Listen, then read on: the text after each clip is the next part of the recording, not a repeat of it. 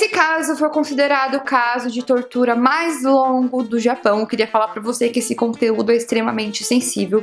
E se você for sensível a conteúdos de tortura, eu recomendo que você não assista esse vídeo, porque realmente é um conteúdo pesado.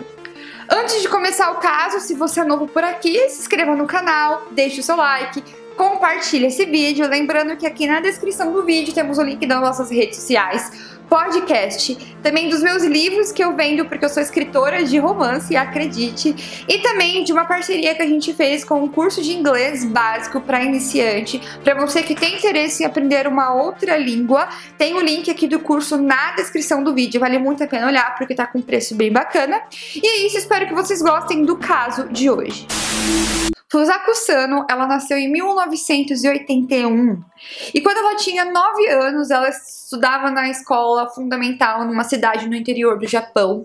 Ela tinha uma vida mediana com os seus pais não eram ricos, eles eram de classe média, mas ela tinha uma vida bem bacana. Eles moravam numa cidade do interior do Japão e nessa cidade o índice de criminalidade era muito baixo, não tinha crime, não tinha assalto, não tinha nada, então era uma cidade muito segura, ainda mais para você criar um filho. E ela tinha muitos amigos, gostava de participar de muitas atividades na escola, e ela era uma garota muito estudiosa e dedicada em suas atividades. No dia 13 de novembro de 1990, ela foi assistir um jogo de beisebol na escola com seus amigos, e assim que o jogo acabou, ela ficou de voltar sozinha para casa andando. Como eu falei, a cidade era uma cidade muito segura, tinha 90 mil habitantes, então seus pais em si não tinham medo de deixar ela andando sozinha na rua porque eles não achavam que nada de mal ia acontecer, não tinha histórico de crimes na cidade, então ela ia voltar sozinha para casa e de fato, assim que acabou o jogo, ela foi andando sentido a sua residência. Nessa época era um costume comum os alunos da idade dela, eles irem e voltar da escola sozinhos, eles iam de bicicleta, mesmo sendo tão jovens, era uma coisa natural da cidade, porque ninguém via problema nisso, né? Só justificando porque era uma criança de 9 anos pra ficar andando sozinha na rua, mas era um costume da cidade. Enquanto ela caminhava pela rua, de repente uma van parou do lado dela e desceu um homem, e esse homem chegou nela e fez uma abordagem extremamente agressiva, falando que ela era obrigada a entrar dentro do carro dele, ela tinha que entrar dentro do carro dele. Ela ficou com muito medo daquele homem, ela se sentiu extremamente ameaçada e sem saber o que fazer, ela infelizmente entrou dentro do carro dele. Esse homem, ele se chamava Nobuyuki Sato. Nessa época ele tinha 28 anos, ele era uma pessoa que não tinha um emprego, não tinha um curso, não tinha uma faculdade, não tinha nada, e perante a justiça, a sociedade, ele era considerado uma pessoa totalmente, mentalmente instável. Naquele dia, esse homem, ele estava dirigindo na estrada e ele levava com ele uma faca quando ele viu uma criança sozinha na rua e ele obrigou a garota a entrar dentro da van dele. Com essa faca, ele começou a fazer ameaças com a menina dentro do carro, falando que não era para ela tentar fugir, que ele ia levar ela para um lugar, que ela não era para ela tentar fazer nada, nem gritar, nem pedir ajuda, nem pedir socorro, que ele ia levar ela para um lugar. E de fato ele levou ela para casa dele. Ele foi dirigindo algumas milhas, então ele chegou na casa dele e cumprimentou a sua mãe, que ele morava com a sua mãe, e depois ele pegou a menina e levou para dentro da sua casa. O que acontece? Ele morava na parte de cima e a sua mãe morava na parte de baixo. Então, quando ele cumprimentou a sua mãe, ele foi lá, deu a entender que estava tudo bem. Depois ele voltou para a van, pegou a criança e levou para a parte de cima da sua casa, que até então a sua mãe não sabia que ele estava entrando dentro da casa dele com outra pessoa. Ele sabia que ele podia levar a garotinha para o seu quarto e que a sua mãe não subiria lá em cima, porque todas as vezes que a mãe dele tentou subir lá em cima no quarto dele, ele tinha comportamentos extremamente agressivos contra a sua própria mãe. E como a sua mãe tinha medo dele fazer alguma coisa com ela, ela simplesmente largou de mão e nem subia mais lá em cima. O que deu para ele todo um conforto, né, digamos assim, para que ele pudesse fazer o que ele quisesse com aquela criança. Então, quando ele chegou lá em cima e colocou a garota sobre posse dele, ele chegou pra garota e falou que agora ela era dele e que ela teria que fazer tudo aquilo que ele quisesse, que ela não podia tentar fugir. Ele chegou a falar pra ela que se ela tentasse fugir ou fazer alguma coisa, ele iria matar ela e iria enterrar o corpo dela nas montanhas ou iria picar o corpo dela e jogar no mar. Obviamente, aquela pressão psicológica na criança para que ela não tentasse, não revidasse em fazer absolutamente nada. Nesse mesmo dia, por volta das 19h45, os pais da garota esperaram ela chegar em casa, ela não chegou, eles ficaram extremamente preocupados e foram até a delegacia dar queixa do desaparecimento da filha. E como a cidade era uma cidade pequena e segura e não tinha esse índice de criminalidade nem de crianças desaparecidas, então a polícia começou a fazer uma força-tarefa para tentar encontrar essa garota. Inclusive, eles colocaram na rua mais de 100 policiais para irem atrás da menina para ver se encontravam, para tentar saber o que tinha acontecido com ela. Dias depois, a polícia ainda continuava com uma busca incessante pela garota. Eles chegaram a distribuir mais de 20 mil panfletos e pôsteres pela cidade em busca de tentar encontrar a garota, de alguma pista de alguém que pudesse ter visto a menina, mas absolutamente nada, ninguém tinha informação nenhuma. Eles chegaram até a achar que ela tinha sido sequestrada pela Coreia do Norte. Isso porque na época eles estavam com um atrito com a Coreia do Norte, eu não sei explicar mais ou menos, mas parece que eles tinham um atrito e eles estavam meio que passando por uma fase de sequestro de pessoas, mulheres e crianças, e eles até chegaram a cogitar que alguém da Coreia do Norte, por questão de vingança ou desse atrito, teria sequestrado a garota. E ao mesmo tempo, várias pessoas ligavam na delegacia dizendo ser o abusador que sequestrou a garota, que queria dinheiro em troca da garota. Mas tudo isso era alarme falso. Na verdade, essas pessoas que ligavam eram só pessoas que faziam a polícia perder o tempo delas atrás de dinheiro. E todas as ligações, na verdade, eram um alarme falso. Enquanto isso, a garota estava com o seu sequestrador, passando por coisas absurdas e horríveis. Eu vou citar agora aqui o tipo de abuso que ele fazia com a garota. Se você for sensível a esse tipo de conteúdo, eu mais uma vez recomendo que você não assista o vídeo, porque daqui pra frente vai ficar bem pesado. Nos primeiros 3 meses, a Fusako teve suas mãos e pernas amarradas o tempo todo e ela não tinha autorização de andar sozinha. E sempre que Fusako não respondia ao Nobuyuki, tentava escapar ou sair de sua cama, ele a espancava. Nobuyuki às vezes praticava artes marciais com ela até ela gritar de dor. E ele a fazia vestir as roupas dele, não deixando a menina usar as suas próprias roupas. Durante todo o tempo juntos, ela só teve permissão para tomar banho uma vez, depois de cair e se sujar. Ele a vendou, tirou a sua roupa, levou-a no banheiro e lhe deu um banho. Ele costumava usar sua arma de choque contra a garota. Ela se atordoava às vezes para tentar se acostumar com a dor. Ele simplesmente esbofetou e esmurrou as garotas várias vezes, ameaçando ela com uma faca se ela esquecesse de gravar as suas corridas de cavalo na TV, porque era uma das ordens que ele dava para ela. E como ela foi mantida em um quarto quase totalmente escuro, ela sofria de icterícia. Ela recebia apenas uma refeição por dia de sopa instantânea e seu peso caiu de 46 quilos para 38 quilos. Ela costumava desmaiar de desnutrição e suas mãos e pés sofriam de atrofia, tornando difícil para ela andar sozinha. A garotinha ela sofria calada porque ela tinha muito medo de qualquer coisa a mais que ele poderia fazer com ela, como por exemplo matá-la. Inclusive na parte de cima da casa, que era onde ela morava com ele, não tinha banheiro, então a maioria do tempo ela estava suja das suas próprias necessidades e ela só conseguia usar o banheiro decentemente quando a mãe dele ia fazer compras no mercado e não estava na parte de baixo da casa. Mas geralmente ela fazia suas necessidades onde ela ficava presa em cima dela mesma. Além disso, o abuso psicológico que ele fazia com ela era tão absurdo que ela simplesmente ficou presa dentro daquele mundo dela de 9 anos de idade. Os anos foram se passando e ela não foi evoluindo a mente dela. Mesmo depois de 9 anos, ela tinha um comportamento e uma mentalidade de uma criança de 9 anos de idade, que era a idade que ela havia sido sequestrada. Durante 9 anos, ela passou por essa tortura horrível de ser machucada, flagelada. Não ouvi falar sobre abuso sexual contra a garota, mas apenas de abuso físico e psicológico. Mas nos anos 2000, todo esse tempo de tortura veio ter um final. A mãe do homem, do sequestrador, ela percebeu que ele estava com a sua sanidade mental bem danificada, que ele estava assim num estágio de sanidade mental assim, que ele estava muito doente da cabeça. Então ela decidiu procurar ajuda de uma pessoa, de uma assistente social, para que pudesse ir lá conversar com ele e prestar alguma ajuda para que ele pudesse se curar e se tratar daquela doença que ele tinha na cabeça. Em uma sexta-feira, no dia 28 de janeiro dos anos 2000, alguns profissionais da saúde foram até a residência do sequestrador. Quando eles chegaram lá, ele não reagiu nada bem.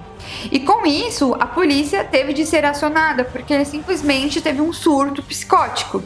Nesse contexto, a garota, a Fusako Sano, sabia que essa seria a melhor oportunidade que ela teria de escapar daquele local. Ela desceu as escadas correndo e, ao ver a polícia, ela imediatamente pediu ajuda. Quando a polícia viu aquela garotinha totalmente suja, machucada, obviamente que ela tinha acabado de sair de um cativeiro, a polícia imediatamente salvou aquela menina e ela disse o nome dela e a polícia conseguiu ver que ela era aquela garota que estava desaparecida há tantos anos. Apesar de relativamente ela estar bem de saúde, ela estava muito magra e fraca pela falta de exercícios durante os 9 anos que passou em cativeiro. Além dela não conseguir normalmente andar, ainda apresentava comportamentos de criança com uma idade mental muito atrasada. Já o seu sequestrador, ele foi detido, mas eu vou falar um pouquinho sobre a vida e o passado dele para que vocês possam entender um pouco mais o porquê que ele fez isso com a garota. A vida de Nobuyuki foi bastante privilegiada, pois ele tinha o seu próprio andar de cima na casa da sua família. Ele era capaz de comprar tudo o que queria e vivia a vida protegida de um filho único. Mas ele também parecia ter um problema que poderia ter herdado de seu pai. O pai dele era obcecado por limpeza e ele lavava todos os seus carros de uma forma muito possessiva. Tendo o pai muito mais velho e possivelmente com transtorno mental, junto com a sua mãe, que foi diagnosticada com doença mental e visitava hospitais regularmente. Ele tinha medo de ir para a escola e depois de terminar o ensino médio, ele começou a trabalhar em uma fábrica de peças automotivas. Mas um dia, a caminho do trabalho, ele foi pego por uma teia de aranha. E sentindo-se sujo e traumatizado com o incidente, ele voltou para casa e nunca mais trabalhou em sua vida. Suas tendências violentas também foram descontadas em sua mãe, que foi espancada e também teve uma arma de choque usada nela repetidamente. Sua mãe, que estava sofrendo com problemas físicos e mentais e com as agressões de Nobuyuki, disse ao hospital várias vezes sobre o abuso doméstico, mas nada foi feito. Em junho de 1989, um pouco mais de um ano antes de Nobuyuki sequestrar a garota, ele tentou sequestrar uma outra menina. Nobuyuki avistou uma menina do ensino fundamental na rua e, enquanto ele tentava agarrá-la e levá-la embora, um amigo viu e gritou por socorro. E um professor perto correu e abordou o homem e chamou a polícia. Ele foi preso e condenado pela tentativa de sequestro da garota. No entanto, como foi a sua primeira ofensa, ele foi condenado a 1 ano de prisão e solto. Então, em 20 de novembro de 1990, ele avistou a Fusako andando na rua. E quando questionado pela polícia porque ele tinha ela como alvo, ele disse: ela era muito bonita e estava sozinha. Ele tinha um histórico de problemas mentais da sua família. Tanto seu pai era obsessivo por limpeza e a sua mãe tinha um problema mental também e automaticamente também aderiu a esse problema mental. Então, a vida dele se resumia a uma família com problema mental que gerou nele um problema mental que fez com que ele quisesse sequestrar garotinhas que estivessem andando na rua sozinha. Ao levar a garota para a delegacia, eles tiraram as suas impressões digitais para realmente tentar ver se ela era aquela menina que estava desaparecida, de acordo com os registros, e foi comprovado que ela era essa garota, ela estava já com 19 anos. Eles acionaram os seus pais, e os seus pais não acreditavam que eram sua filha, inclusive ela estava irreconhecível pela conta de estar fragilizada, fraca, muito magra. E os seus pais, na verdade, eles nunca tiveram a esperança de tentar encontrar a filha. Ela foi levada para um hospital para ser examinada e ter os cuidados médicos, e 2 semanas depois dela ter sido levada para o hospital, o seu agressor ele foi preso.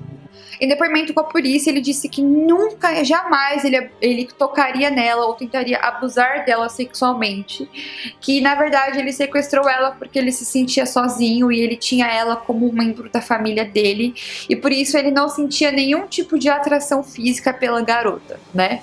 Só de bater nela por 9 anos, né, meu amigo? E também sobre questionar a mãe dele, não sobre saber ou não sobre a garota que estava no sótão. E de acordo com a mãe dele, ela não sabia que a menina estava ali, ela nem fazia ideia que tinha uma criança presa no andar de cima da sua casa, como se a menina não gritasse de dor mediante aos abusos que sofria do homem. Então, tipo, a polícia não conseguiu acreditar que a mulher não sabia que tinha uma criança ali presa e sequestrada. Mas ela disse que achava muito estranho porque ela tinha que preparar sempre uma refeição a mais para o filho, e o filho pedia para que ela comprasse produtos de higiene feminina, como por exemplo absorventes, mas que ela em hipótese alguma desconfiou de que tinha alguém lá em cima na casa dele. Bom, a polícia não acreditou nessa história. A polícia disse que ela sabia sim que a menina estava lá no andar de cima, e pelo amor de Deus, senhora, né? Você acha o quê? A polícia é uma piada pra você, porque não tem como ela falar uma coisa dessa. A polícia não acreditou, mas de qualquer forma ela tinha problema mental também, ela tinha histórico de ser abusada pelo filho, então a polícia não condenou ela por nada disso. Mas em 10 de fevereiro de 2000, Nabuik foi acusado de sequestro, agressão e prisão por conta do sequestro que ele fez com a garota. Como ele tinha carteira de motorista e apostava em cavalos, a polícia acreditava que ele estava mentalmente apto para ser acusado. A polícia disse que ele confessou os crimes de que foi acusado. Ele foi culpado e condenado a 14 anos de prisão. A sua equipe recorreu em segundo julgamento em Suprema Corte de Tóquio, reduziu sua sentença para 11 anos, mas a promotoria apelou de seu caso e ele foi enviado ao Supremo Tribunal japonês, que decidiu restabelecer a sua sentença original de 14 anos. Ele foi libertado em 2015 com 52 anos de idade, e apesar de passar 14 anos na prisão, ele não pode ter os seus problemas de saúde mental resolvidos. Ele mudou de nome, ele mudou-se para uma cidade de Chiba e estava recebendo aconselhamento e tomando drogas psiquiátricas para sua doença. Sua mãe faleceu de causas naturais enquanto ele ainda estava na prisão. Incapaz de trabalhar, ele recebia o bem-estar do governo e vivia em um centro residencial do governo para deficientes. Em 2017, ele faleceu em sua cama devido à sua doença. Já a garota tentou restabelecer a sua vida novamente na sociedade, lembrando que ela precisou também de muitos tratamentos médicos e psicológicos para que ela entendesse que ela era uma adulta, para que ela pudesse ter de volta tudo aquilo que foi roubado dela durante 9 anos. Esse crime ele foi considerado o crime de tortura e sequestro mais longo do Japão. Realmente é algo muito complicado, porque ele sequestrou a menina, ele não tinha nenhum tipo de vontade de abusar dela sexualmente, ele só queria alguém para ele espancar, bater, com todos aqueles problemas mentais que ele tinha, dele, da família. Na verdade, uma garota extremamente aleatória pagou por isso. Ele pagou perante a lei o que foi lhe ordenado e faleceu mediante aos seus problemas mentais e também a quantidade de remédios que ele tomava, mesmo mudando de nome. Ele nunca mais conseguiu se restabelecer na sociedade. E esse foi o caso de hoje, o caso do sequestro e tortura mais longo do Japão.